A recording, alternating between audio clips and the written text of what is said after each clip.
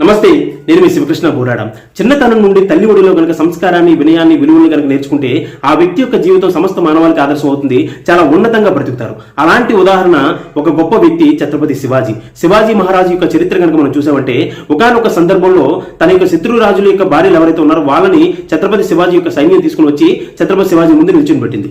మన యొక్క భారతీయ స్త్రీలను వీళ్ళ యొక్క భర్తలు అత్యంత దారుణంగా హింసించి చంపారు, కాబట్టి మనం కూడా ప్రతీకారం తీర్చుకుందాం, వీళ్ళని మీరు అంతే కిరాతంగా చంపండి అని చెప్పి ఈ యొక్క ఛత్రపతి శివాజీ ముందు మాట్లాడితే శివాజీ వెంటనే ఈ యొక్క సైన్యం వైపు చూసి మాట్లాడారు. మీకు బుద్ధి ఉందా లేదా?